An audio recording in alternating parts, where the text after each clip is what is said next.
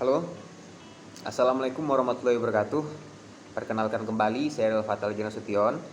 Saya adalah mahasiswa Fakultas Hukum UNRI, dan dalam video singkat kali ini saya akan membahas mengenai tindak pidana pajak.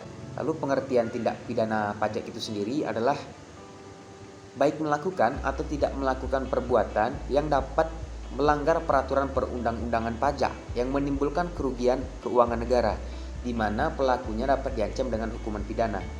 Didapati juga ada dasar hukum tindak pidana ini. Itu yang pertama adalah Undang-Undang Nomor 28 Tahun 2007 tentang Ketentuan Umum dan Tata Cara Perpajakan.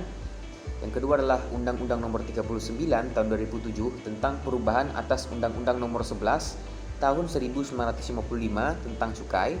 Yang ketiga adalah Undang-Undang Republik Indonesia Nomor 17 Tahun 2006 tentang perubahan atas Undang-Undang Nomor 10 Tahun 1955 tentang keapabeanan.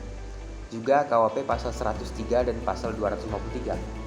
Didapati juga unsur-unsurnya, yaitu yang pertama adalah unsur subjeknya, itu adalah pelaku perbuatan pidana berupa setiap orang, baik orang pribadi maupun badan hukum.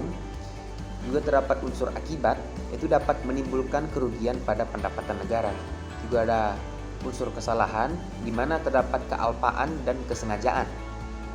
Lalu kita masuk kepada contoh-contoh kejahatan. Yang pertama adalah yang dilakukan oleh wajib pajak. Contohnya adalah yang pertama tidak mendaftarkan diri atau melaporkan usahanya. Yang kedua tidak menyampaikan surat pemberitahuan.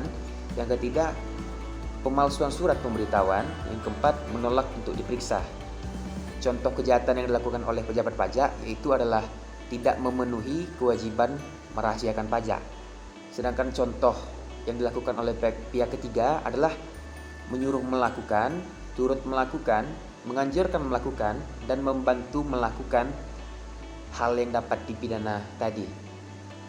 Ada juga terdapat macam-macam istilah kejahatan pajak, yaitu ada penyelundupan pajak, penghindaran pajak, juga penggelapan pajak atau disebut tax evasion.